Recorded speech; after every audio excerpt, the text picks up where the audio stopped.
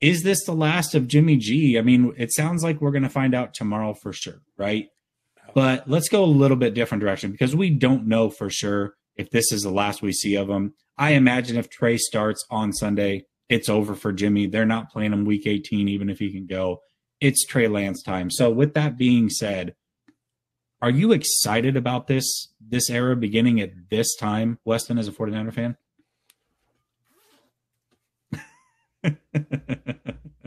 You're damn right I am. And this is not a knock on Jimmy, right? This is not a knock on Jimmy. This is not a knock on 10. I root for the name on the front of the jersey, not the back of the jersey, always and forever. And you know what? Nobody, and Lou will tell you, nobody wanted to see Jimmy succeed more than me. Like what I felt in 2017 when we went and got him, you know, what he was able to be a part of, and I stress a part of, in 2019, not the sole reason. But it's time, and quite frankly, it's been time for a little while. I agree. Like, the beginning of the year, I didn't want to see Trey out there. Like, hey, redshirt him. If you're redshirting him, that means things are going well for the team. I thought there was an opportunity to sneak him in earlier. But one thing I do want to say, Jesse, because I know you've been on this train for a little while, right? I won't call it Jimmy bashing. I'll call it Jimmy reality check. Yeah. And the reality here is, dude, 75% of the teams in the NFL are faced with the same predicament. Unless you have Mahomes, unless you have Rodgers or Allen or Herbert or Lamar, you're always looking for a freaking quarterback. Like, it's the same problem time and time again for team and team and team again. And there's a couple youngsters that we'll find out if their teams will be in this boat moving forward, a Burrow, whatever it might be. These guys, I think, have legs.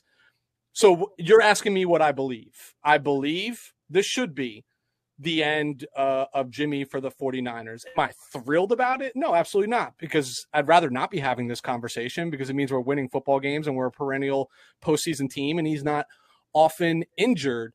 But if you're asking me, is this the end of Jimmy?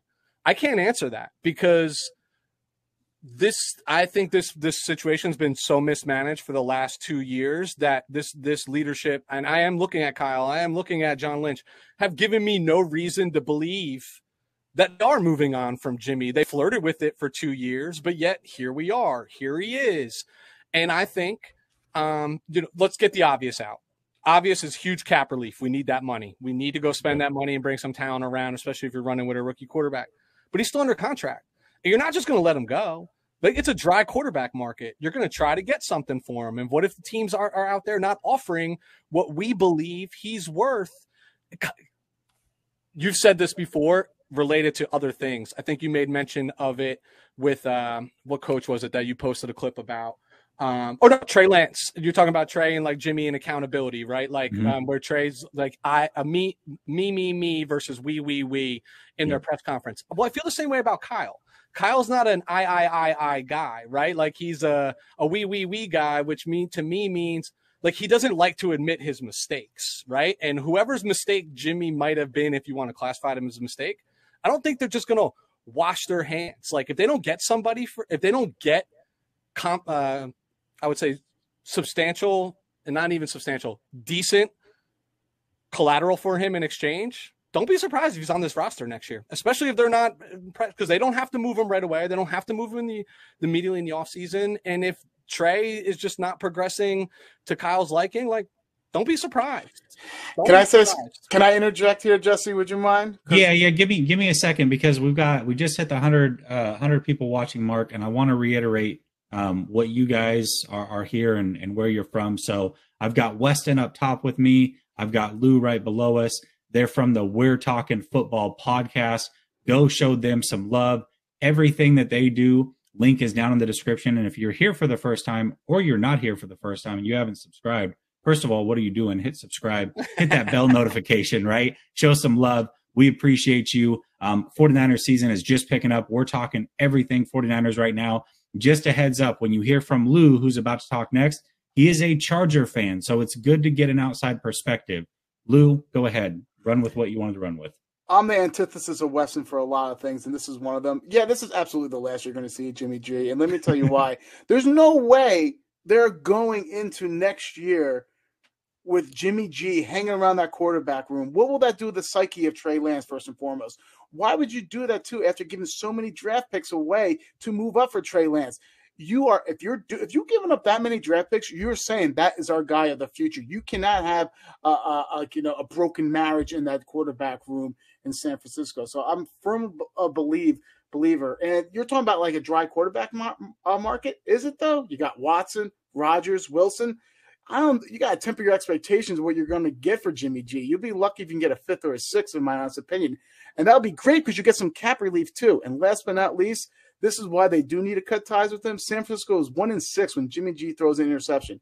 Basically, he cannot get himself out of a hole when he makes a mistake. And how often does he make a mistake, guys? I mean, you guys know more than I do when it comes to that. Jesse, I know this is your show, but let me refute this man for one moment. And if not, I'm going to have to run down the street because we live that close to each other and bang on his front door and wake his daughter up. So, Lou, you're right. And I agree with everything you're saying. If it's me, I don't even know if I need anything back in trade. If I get a 3rd, a 4th, a 5th, whatever it is, take it, move. If somebody's looking for it, I'm cutting him and I'm taking the cap relief. That's the win for me as a team. I'm saying that's what I'm doing. But Jesse and I can attest that this team has, and by team, I mean leadership, has given us zero indication that they'll do that, or they defy conventional wisdom at every turn and every possibility that they get. So don't be surprised if number 10 is on the roster next year. I'm not trying to burst anybody's bubble. And this is not an uneducated opinion. This is 33 years of watching this fan base to know, dude, we had Joe Montana and Steve Young on the same damn roster, right? Like, this is what this team can do. They can do it. If they think it's going to benefit them, they will do it. And don't be shocked. You heard it here from Weston and Jesse first, that's a reality. Yeah. No, I mean, anything is possible. And you just talked about how Kyle Shanahan doesn't like to use a lot of eyes. He doesn't like to take accountability. Now, I will give him credit where credit is due. He has gotten better about that. I feel like he heard a lot of people saying this because almost immediately after a week or two of being called out for it, he started to do it more often. So more credit to him in that front. But that being said, he doesn't like to admit mistakes. Front office doesn't like to admit mistakes. So if you have to cut Jimmy G and that's the option, I hesitate to think that that's something they will outright do. I do think there will be some sort of market for Jimmy G only because it's supply and demand. Right now, the supply is low and the demand is very high. There's minimum 5 teams that legit need a quarterback next year. There's 1, maybe 2 coming out of the draft this year that you could really rely on. And that might be generous. I'll see as I break out, get into the film during the offseason. But then there's just not a lot of guys out there, right? We don't know what's going to happen with Watson. Wilson may get moved, but then Seattle needs a quarterback. Rodgers may get moved, but do they believe in Love? I don't know. So I don't think they're going to get a lot. A lot of people are talking about the Sam Darnold trade, how they got a second. What was it? A future second, a 5th and a 6th or something like that. That's not going to happen. Like the way that I see it, here's what I honestly think the 49ers are going to get. This is my honest opinion right now as it sits. If he does not play another game for the 49ers this year, I believe they will get offered a 4th that can escalate to a 3rd depending on playing time, much like you saw with Carson Wentz with the 2nd that escalated to a 1st. That's what I think the offer will be, and they're going to have to take that offer. There's nothing better that's going to come. So in my opinion, I think that's realistic. I could see a team offering that, and I think for the 49ers, if you could get a potential 3rd out of Jimmy G and save that money, it's something that you have to do. That's money in the bank if you can get that. And you mentioned, Lou, the 3 names, right? So you have Russell, Watson, Rodgers. You know what it's going to take to get those guys to come off those rosters, right? You're talking, I mean, the market's been set, right? When you look at Stafford, you're going to tell me for those 3 guys, you're not moving 3 firsts, right? Like, so it's also like, hey, what am I willing to give up if I'm a talent-starved team that needs a quarterback?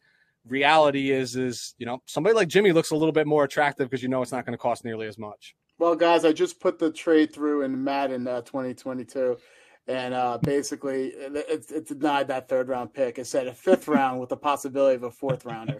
So, by the way, rest in peace to the GOAT, Madden. Yeah, John Madden. Yeah, real talk, man. Anybody who grew up playing Madden football, we're fortunate enough. I'm old enough to have watched him in the booth. I loved him and Al Michaels together were, the best tandem of all time.